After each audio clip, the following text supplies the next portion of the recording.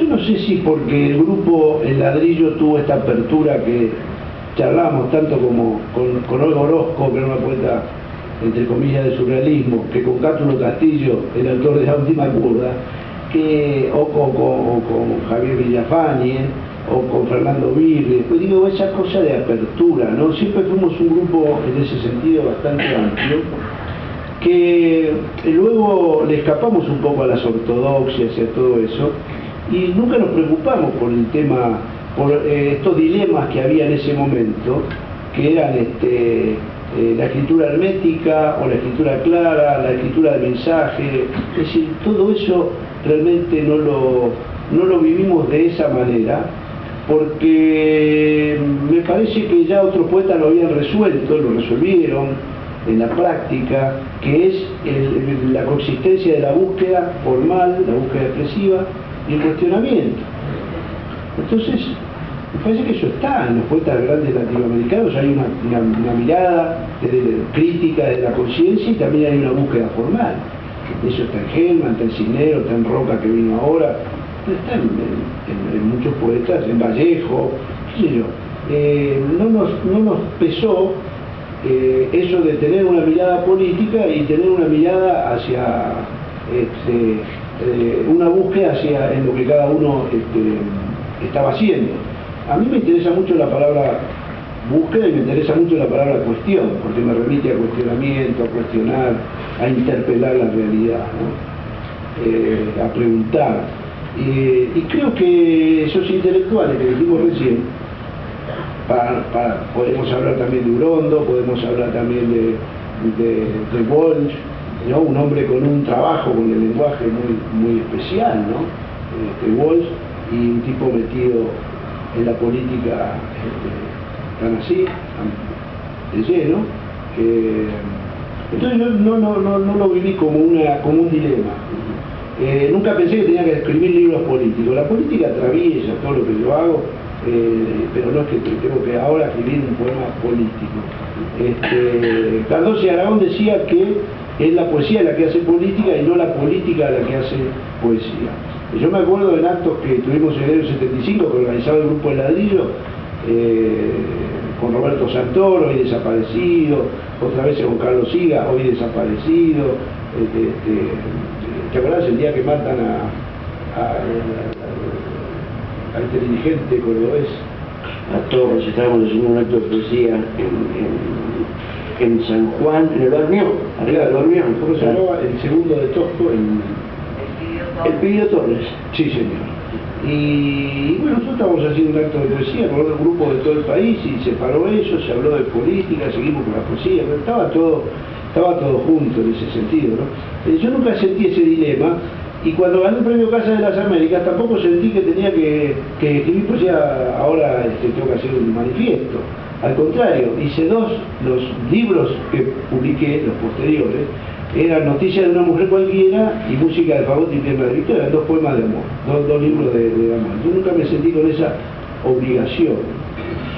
Sacaron el premio Casa de las Américas en febrero del 76. Inoportuno. Era eso, a eso iba, ¿no? Una falta de sentido de oportunidad impresionante. Pero bueno, tiene como tantas cosas en nuestra vida doble valor. Por un lado, consolida tu opción y tu trabajo, y por otro lado, prácticamente te expulsa del país, porque quedarse en el 76 con ese premio había que ser un poco inconsciente. ¿Cómo repercute esa dualidad de ese premio que sí, por un lado te pone, digamos, en un lugar y por el otro lado te saca de tu país? Sí, bueno, yo no me fui exclusivamente por el premio, porque hay otra gente que había ganado el premio, no sé qué fue de ellos, pues estaba Miñona, por ejemplo, que había ganado el premio, bueno, se va a España Miñona, Pedro también se va. Yo tenía cierta militancia, era una cuestión de militancia, trabajo obrero y, digamos, actividad cultural que se rozaba, tenía que ver con lo político. Un poco de todo eso originó mi ida.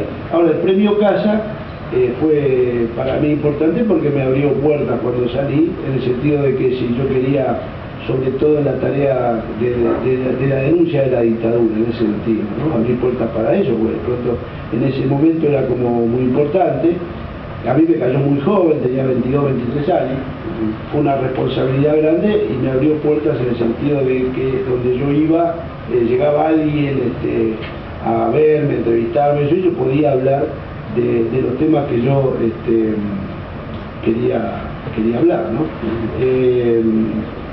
Pero lo interesante de esto, de esta salida, ya que está el tema del exilio, estaba pensando que en el caso que me tocó vivir, no solamente el hecho de tener que salir, y yo digo, bueno, yo salí, estuve en México, me inserté en México, tengo familia mexicana también, a ese punto, ¿no?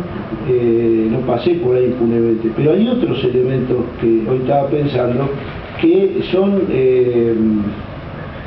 todos los exilios que estaban en México en ese momento, el convivir con exiliados chilenos, uruguayos, salvadoreños, hondureños, nicaragüenses.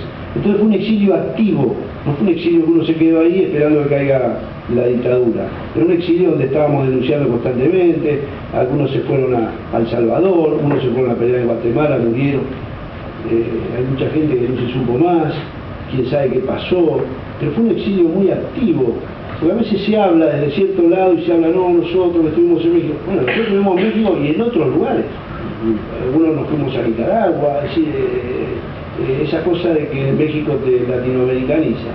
Pero no solamente eso, compartir con esos exilios del momento y con un exilio anterior, que era el español, que estaba vivo ahí en México también, ¿no? De los republicanos del año 36, que los había recibido el presidente Cárdenas.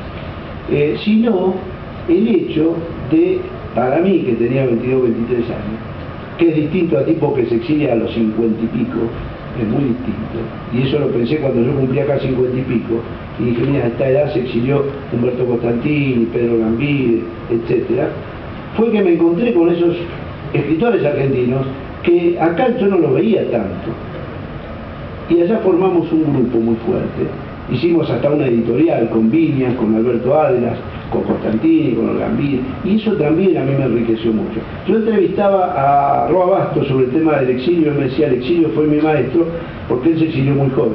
Bueno, en mi caso, el exilio siempre es una desgracia, pero en el caso de tener 20 y pico de años y de estar atento y de estar en un momento de formación en un país como México que nos permitió desarrollarnos, tan hospitalario, donde yo prácticamente me formé como periodista también, en agencias noticiosas, en el diario, en suplementos culturales, en revistas, eso para mí fue importante, convirtió un poco esa cuestión del exilio, ese desterradero de identidades, como dijo alguien.